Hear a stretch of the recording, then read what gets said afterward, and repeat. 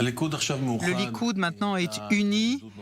Il y a eu des élections primaires et le choix a été très clair. On a choisi Netanyahou pour être notre candidat au Premier ministre. Nous sommes tous derrière lui et nous œuvrons pour la victoire du Likoud aux élections. Les sondages montrent une situation équivalente à ce qui était le cas de la Knesset qui nous ont amenés aux troisième élections. Et donc, ces élections seront déterminées par le taux de participation. Combien viendront voter? Et là, il peut y avoir de grandes surprises. Donc le taux de participation qui reste l'enjeu principal pour le Likoud.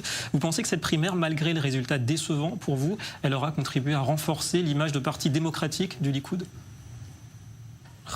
C'est évident, cela a renforcé la démocratie, cela a créé un essor, cela a créé un mouvement et le fait que Netanyahou soit sur le terrain est la conséquence des primaires et je suis très fier et heureux de faire partie d'un parti démocratique qui mène des primaires, qui nous renforce et j'espère que nous réussirons avec ces élections à convaincre et à faire voter tout le monde Likoud. Alors il y a un scénario, Yoav Kish, un projet qu'on prête à Benny Gantz, ce serait d'obtenir un nombre de 57 députés minimum pour le bloc centre et gauche à l'issue des élections pour ensuite former un gouvernement minoritaire qui serait soutenu implicitement par les partis arabes.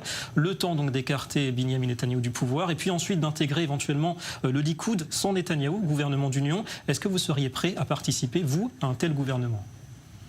Non, certainement pas. Il est évident que le seul moyen de Gantz d'être Premier ministre, c'est avec le soutien du Parti unifié arabe, qui est un parti antisioniste qui s'oppose à l'existence de l'État d'Israël comme l'État-nation du peuple juif. Et donc, nous ne coopérerons jamais avec quelque chose de semblable. Et j'espère de tout cœur que le public de droite en Israël, qui est majoritaire, ira voter, influencer et nous permettra de créer un gouvernement Likoud. Parce que justement, on connaît la variété des profils au sein de Bleu-Blanc, ça va de la gauche à la droite en passant par le centre. Est-ce qu'il y a aujourd'hui encore des divergences fondamentales entre vous et Bleu-Blanc qui feraient que ce serait impossible pour vous de former un gouvernement d'union à l'issue des élections ? Écoutez, il y a toujours une possibilité de gouvernement d'union. Nous allons vers un gouvernement avec Netanyahou à sa tête. Il boycotte Netanyahou personnellement, donc ça n'est pas possible et c'est ce qui s'est passé lors des précédentes élections.